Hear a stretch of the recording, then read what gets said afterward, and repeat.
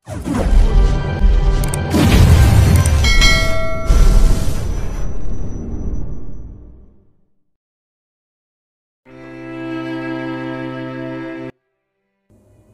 ang bagang ng binata. Alam kong akin ang batang yan. Hayaan mong alagaan kita't ang anak natin. Inutusan ka na naman ba ni Mommy Claudia at Lola Marta na sundan mo ko? Hindi, wala silang alam sa pagpunta ko sa'yo. Bakit ka nagpunta dito? Gusto kitang makita. Miss na kita. May hinang sabi nito. Lumambot ang ekspresyon ng kanyang muka. Hindi siya kumibo. Hinintay niyang may sasabihin pang binata. Nakita niya sa mga mata nito ang pagsuyo. Nag-aalala ko sa bata, naisip ko na kailangan ko ng tagapagmana. Kapag isinilang mong sanggol, hindi na ako kukulitin ng mga matanda. Ayun, pansarili na naman ang iniisip nito. Palagi naman, hindi to gagawa ng isang bagay na walang pakinabang. Pagod na siyang makisama dito. Babayaran kita, manatili ka lang at sumama ulit sa akin. Magkano kailangan mo? Isang malangkas na sampal ang sagot niya sa tanong nito. Wala kahit konting pagsisisi siyang naramdaman nang makitang pamumula ng pisngi ng lalaki. Oo, mukha akong pera, pero hindi ko ibebenta ang anak ko sa'yo. At hiwalay na tayo, kaya wag mo na akong guluhin pa. Hindi pa tayo annulled at pinatigil kong proseso, mag-asawa pa din tayo. Natulala siya sa sinabi nito. Luis, bakit? Ayoko na. Pagod na ako, hayaan mo na lang ako. Sa halip na sumagot ay kinabig siya ng binata at mariing hinalikan sa labi. Pinagsusuntok niyang dibdib nito, subalit mas malakas ito sa kanya, talaga namang hindi niya kayang labanan ang sarap ng halik na ibinibigay nito. Ipinasok nitong dila sa loob ng kanyang bibig at ginalugad ang loob. Matamis ang halik nito at nakakabaliw. Bago pa siya tuluyang matupok ay kinagat na niyang labi nito. Mabuti na lamang at hindi nagdugo, pumasok siya sa loob ng kwarto at sinarang pinto. Labis ang pagtaas at baba ng kanyang dibdib. Hinawakan niyang labing hinalikan ng binata. Kailangan niyang magpakatatag, ayaw na niyang bumalik muli sa umpisa. Napakadami niyang iniluha sa bawat araw na nananabik siya sa lalaking minamahal. Kahit paano ay nakatulong ang kanyang paglayo. Nadinig niya ang katok at tawag ni Luis mula sa labas. Napasandal siya sa pinto. Kimberly, buksan mong pinto. Sisirain ko ito. Luis, tama na please. Napapagod na ako. Umiiyak niyang pakiusap. Tumigil ang kabog sa labas ng pinto. Napaupo siya sa sahig. Bigyan mo ako ng isa pang pagkakataon. Sumama ka sa akin. Bumalik ka na. Ayoko na. Umalis ka na. Humahagulho na sabi. Anong gusto mo? Sabihin mo lang. Gagawin ko. Huwag mo na akong guluhin. Na-stress ako sa'yo. May nadinig siyang yabag palayo. Mula nang makilala niya si Luis, nagulo ng tahimik niyang mundo.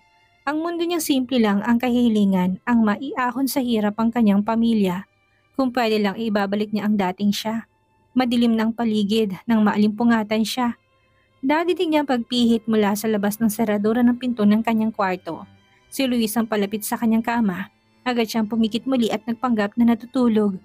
Naupo ito sa gilid ng kanyang kama, hinawin itong ilang hibla ng buhok na nasa kanyang muka. Kahit nakapikit ay ramdam niyang titig ng binata. Naramdaman niyang pagdampi ng labi nito sa kanyang noo, bahagyang gumalaw ang malambot na kama nang tumabi ito sa kanya sa higaan. Mula sa likod ay niyakap siya nito ng mahigpit, isiniksik nitong mukha sa kanyang laeg. I miss you so much, Kimberly.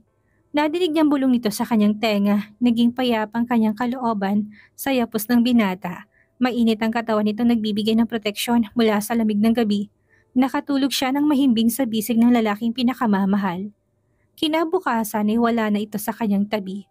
Late na siyang nagising, may nadinig siyang nagtatawanan sa labas ng kwarto. Maliligo muna siya. Tumunog ang kanyang cellphone. Hello, who is this? Inisip niyang kliyente dahil wala namang tatawag sa kanya sa numero niya dito sa Spain, kaya English ang bati niya. Hello, Miss Kimberly Joy Carillo? This is Claire. Nurse po nang nag-asikaso sa inyo kahapon. May dapat po kayong malaman tungkol sa laboratory results ninyo na isinagawa. Maaari po ba kayong magpunta ngayon sa ospital? Bakit? May sakit ba ako? May problema bang baby ko? Sinakmal na ka ba ang kanyang dibdib? Tapos nang maligot, nakabihis na si Kimberly nang lumabas ng kwarto. Jogging pants at t-shirt ang suot niya. Hindi niya ipapaalam na babalik siya ng ospital. Ayaw niya mag-alala pa ang mga kaibigan. Nadatan niya si Dustin, Doreen at Luis na kumakain ng agahan. Nagsabi siya na maglalakad lang sa labas at babalik din kaagad. Iniwasan niyang tingin ni Luis. Hindi niya maihakbang ang mga paa papasok ng hospital. Ito ang pinakasikat na modernong hospital sa Spain. Dinarayo ito ng mga pasyente mula sa iba't ibang bayan at maging ang mga karatig ng bansa. Nakapila na siya sa waiting area ng Department of Neurological Surgery. Bakit siya dito pinapunta ng nurse? Maraming pasyente, nagpalingalinga siya sa paligid. May mga naka-wheelchair at ang ibang pasyente walang buhok. Wala siyang sakit, malakas ang kanyang katawan. Pumasok siya sa loob ng tawagin ng nurse ang kanyang pangalan. Babaeng Filipinong doktor at nurse kaya nakahinga siya ng maluwag at naging komportable ang kanyang pakaramdam. Kahit saan siya magtungo sa Barcelona ay madaming Pinoy. Hindi talaga matatawaran ang galing ng mga Pilipino sa kahit anong larangan. Miss Carillo, lumabas na pong resulta ng inyong laboratory results. Ang sabi ng asawa mo na nagdala sa'yo kahapon ay tumama ng malakas ang ulo mo sa pushcart. Kaya nagpagawa siya ng brain scan na mapansin niyang bukol sa kanang bahagi ng iyong ulo. Nagulat siya nang nalaman si Luis ang nagdala sa kanya sa ospital. Ano pong resulta, Dok? Pigil ang paghingang tanong niya. Hindi kaagad nakapagsalita ang doktor. Wala ka bang kasama ngayon? Wala po. Huwag po kayong mag-alala, kaya ko pong sarili ko. Hindi siya sigurado sa huling sinabi. Dumagungdong sa lakas ng tibok ang kanyang puso. May problema po ba sa batang pinagbubuntis ko? Nagsikip ang kanyang dibdib. Wala namang problema sa iyong pagbubuntis. Ayon sa OB na tumingin sa inyo ay healthy ang inyong baby. Nakahinga siya ng maluwag sa sinabi ng doktor. Kaya niyang lahat, wag lang ang masamang balita mula sa mga taong mahal niya, lalong kanyang anak na nasa sinapupunan pa lamang. Kung ganoon, ano po ang problema sa laboratory results? Tatapatin na kita, may nakitang tumor sa iyong utak at abnormal ang paglaki nito. Tila siya nasabugan ng bomba sa nadinig. Hindi matanggap ng puso niya sinasabi ng doktor. May lahi sila ng cancer sa side ng nanay niya. Kung hindi breast cancer ay ovarian cancer ang madalas na sanhi ng pagkamatay ng karamihan sa mga babaeng miyembro ng kanilang pamilya. Hindi sumagi sa isipan niya na posible siyang magkaroon din ng cancer, kagaya ng kapatid na si Blair na hanggang ngayon ay nakikipaglaban pa rin sa sakit. Kaya pala dumalas ang pagkahilo, pagsusok at pananakit ng kanyang ulo nang buong akala niya ay dahil sa kanyang pagbubuntis. Dok, ano po bang dapat kong gawin? May sumungaw na luha sa kanyang mga mata. Sa tagal ko na sa ganitong propesyon, ibang kaso mo. Sa delikadang parte ng utak mo tumubo ang tumor. Napaka mapakanganib kung operahan. Napakalit ng tsansang magtatagumpay ang operasyon. Ayon sa assessment ko, ipinapayo kong kumonsulta ka sa ibang espesyalista. Bibigyan kita ng listahan ng mga ospital at doktor na maaari mong lapitan para sa second at third opinion. Ano pong ibig niyong sabihin? May magagawa po ba ako para maalis ang tumor sa utak ko? May treatment na maaari mong gawin ngunit sa bilis ng paglaki at pagkalat ng tumubong tumor sa utak mo. Baka hindi kayanin ng chemotherapy at isa pa'y buntis ka. Maapektuhan ng bata kapag sumailalim ka sa kahit na anong posibleng treatment. Ano pong ibig niyong sabihin? Wala pong lunas ang sakit ko. Mamamatay na po ba ako? Tila lason sa kanyang dilang kanyang sinabi. Wala siyang planong magpa-treatment kung makakasama sa bata sa kanyang tiyan. Miss Carillo, base sa assessment ko, 6 na buwan na lamang ang maaari mong itagal. I'm sorry. Sinasabi ko to sa'yo upang makapaghanda ka, isa pa'y buntis ka kaya mas mahirap para sa'yo. Hindi lang sarili mong dapat mong isipin. Lumulutang ang kanyang paa habang naglalakad palabas ng ospital, 6 na buwan. Sapat para maipanganak niya ang sanggol na malapit ng mag-5 buwan. Kailangan niyang maging malakas hanggang maisilang ang bata. Sinabi na niya sa doktor na hindi siya mapapasailalim sa kahit anong treatment. Hihintay na lamang niya ang kanyang kamatayan. Naglakad siya na naglakad kahit walang patutunguhan. 25 taong gulang pa lamang siya. Wala pa siya sa 1/3 ng kanyang buhay. Naging mabuting tao naman siya. Bakit siya pinaparusahan ng kapalaran? Bakit siya? Paano ang kanyang anak pagsilang? Lalaki itong walang nanay. Kailangan siya ng kanyang anak. Umagos na ang luhang kanina pa niya pinipigilan. Napaupo siya sa upuang bato sa park. Niyakap niya sarili. Ayaw pa niyang mamatay. Papalakihin pa niyang kanyang anak. Gusto niyang masubaybayan ang paglaki nito hanggang sa magkaroon na ito ng sariling pamilya. Paano ang kanyang pamilya? Ang kanyang magulang at mga kapatid, ayaw niyang iwan ng mga to. Si Luis, malulungkot kaya ito kapag nawala na siya. Hapon na nang bumalik siya sa kondo. Inayos niya sarili. Ililihim niya ang sakit, walang dapat makaalam na may taning ng kanyang buhay. Ayaw niya maging pabigat sa mga taong iiwanan niya. Nadatan niya si Dorina na nagluluto ng pasta. Saan ka nang galing? Kumain ka na muna. Luto na itong paborito mong spaghetti. Diyan lang sa labas, naglakad lang ako.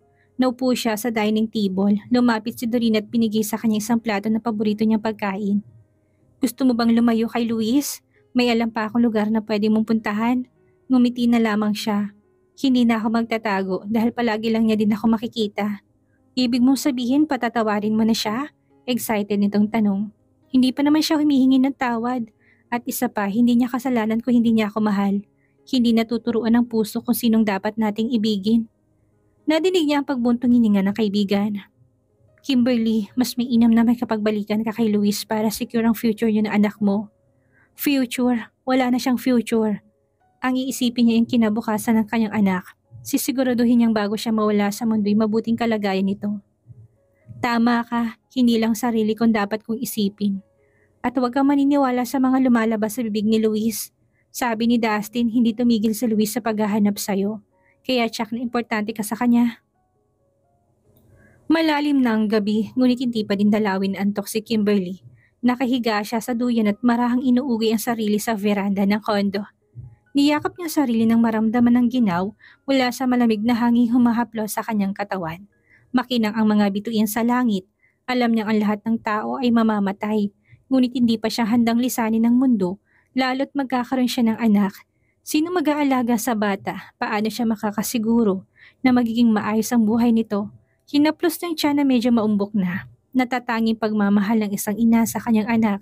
Walang hinihinging kapalit. Uunahin ng anak bago ang sarili. Handang magsakripisyo. Lumapit si Luis sa kanya na may dalang isang baso ng gatas. Umupo ito sa coffee table. Inumin mo ito ng vitamins para sa baby. Kailangan masiguro ang kalusugan niyo ng anak natin. Hindi siya tuminag mula sa pagkakahiga. Hindi din siya kumibo. Kimberly, sumama ka na sa akin sa Pilipinas. Bumalik ka na sa mansyon. Isang moyang bata sa sinapupunan mo. Dapat siyang maalaga ang mabuti. Bakit ako sasama sa'yo? Tinitigan niyang binata sa kanyang tabi. Hindi pa ba sapat ang sinabi kong dahilan? Oo, kumbinsihin mo kung sumama sa'yo. Ano bang gusto mong mangyari? Sabihin mo lang at susundin kita. Gagawin kong lahat para sa'yo. Alam ba ng girlfriend mo na nandito ka ngayon sa Barcelona? Hindi niya kailangang malaman. Mas importante ka kaysa sa kanya. Dahil dinadala mong tagapagmana ng mga moya, iyon ang dahilan kaya siya importante. Muli siyang tumahimik. Bumangon siya upang inumin ang gatas at vitamins upang umalis ng lalaki. Gusto niya mapag-isa, magulo ang kanyang utak, ayaw niya makipag-usap sa kahit na kanino. Kailangang maplano niyang kanyang buhay. May 6 na buwan na lamang na natitira sa kanya. Yumakap si Luis mula sa kanyang likuran. Kimberly, ayoko mawala ka sa buhay ko. Para akong baliw mula nang lumayo ka. Agad siyang humarap nang madinig ang sinabi nito, kumabog ang kanyang dibdib. Mahal. Sinong mahal ni Luis? Siya o ang kanilang anak? Ayaw niyang alamin at hindi na importanteng malaman pa niya. Hindi na niya papahirapan ang kanilang mga damdamin ni Luis. Mas mainam na mamatay siyang hindi nito mahal. Ayaw niya maging malapit sila nang dahil sa kanilang anak. Mas magiging madali para sa binatang pagtanggap sa kanyang pagkawala. At higit sa lahat ay ayaw niya masaktan ito kapag wala na siya. Sasarilinin niya ang sakit at isasama sa hukay. Kaligayahan ang hiling niya para sa mga mahal niya sa buhay. Ayoko na makinig sa mga sasabihin mo, Ania. Ayaw niya nagdagan ng kanyang iniisip. Tumango ang binata kahit napipilitan. Alam niyang may gusto itong sabihin. Ang sabi mo'y susundin mong aking gusto kapag sumama ako sa'yo. Tumingin siya ng diretsyo sa malamlam na mga mata ng binata. Oo, sasabihin mo lang kung anong gusto at kailangan mo. Wala akong hindi ibibigay sa'yo, Kimberly. Bumalik ka lang sa akin. Niyaya niya itong maupo sa coffee table na pandalawahan. Hinawakan itong kanyang kamay na binawi niya. Hindi siya dapat madistract sa kanyang mga plano. Kahit pa napakagwapo nito sa simpleng t-shirt na suot at bakat ang biceps at broad shoulders nito. Okay, uuwi tayo sa Pilipinas. Pero sa ibang bahay ako titira. Ayoko na may kasama. Sige, ihahanap kitang ng bahay na maganda ang kapaligiran at may sariwang hangin. Pero dapat ay pwede kitang puntahan. Sige, 1 beses sa 1 linggo at tuwing may check-up si baby. Ayaw niya may makakita ng mga paghihirap niya, kaya mamumuhay siya ng mag-isa. Ang dalang naman, gawin mo 3 beses man lang sa 1 linggo. Yan ang hirap sa'yo, sumunod ka na lang. Sige, masusunod ang gusto mo.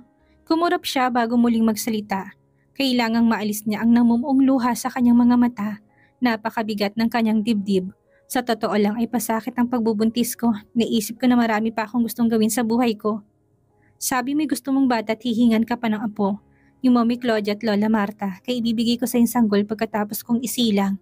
Nakita niya nagdilim ang mukha ni Luis. Huyom din ang kamao nito. Kimberly, hindi ako makapaniwala na lalabas sa bibig mo ang mga salitang binitawan mo. Iiwanan mo kami ng anak mo? Nagbabago ang tao. Buong buhay ko ay inalay ko sa aking pamilya. Gusto ko namang gawin ng mga bagay na hindi ko pa nagagawa. At ayokong itali ang sarili ko sa responsibilidad ng pagiging isang ina. Madami namang mag-aalaga sa bata kapag iniwan ko siya sa pamilya mo. Tama ba? Gusto niyang matiyak na may mag-aalaga sa kanyang anak sa oras na mawala na siya. At dahil isa itong Moya, nararapat na mabuhay ito ng marangya. Gusto kong kahit wala na ako ay maaaring puntahan o hiramin ng pamilya kong bata. Dapat ay makilala ng kanyang anak ang kanyang pamilya kung saan siya nagmula. Saan ka pupunta? Bakit mo kami iiwan? Ayokong sagutin ang tanong niyan. Basta kapag kapakan ako, ay ayokong hahabulin mo pa ako. Walang dahilan para magkita pa tayo. Alagaan mo anak natin. Kimberly, bakit? Anong bakit? Ihahanda ko ng kasulatan at sasama lang ako ng Pilipinas kung pipirma ka sa mga bagay na binanggit ko. Gusto ko nang makalaya mula sa inyong lahat, sa pamilya ko at sa inyo na magiging anak natin. May paraan ba para magbagong isip mo? Walang makakapagpabago ng isip ko. Gusto kong mabuhay nang walang inaalalang ibang tao. Nadinig niya ang buntong hininga ng binata at may bayad ang pagbibigay ko ng anak ko sa'yo. Kumunot ang noon ng binata, napansin din niya ang pagtagis ng bagang nito.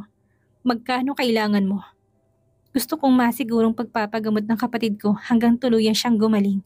Pag-aaral ng mga kapatid ko hanggang kolehiyo at maliit na negosyo para sa tatay ko. Masusunod lahat ng kagustuhan mo. Ngumiti siya nang hindi umaabot sa kanyang mga mata. Bago siya mawala ay dapat nang masiguro niya ng maayos na kalagayan ng mga taong maiiwan niya. Pumasok na siya sa loob ng kwarto at nagtalukbong ng kumot.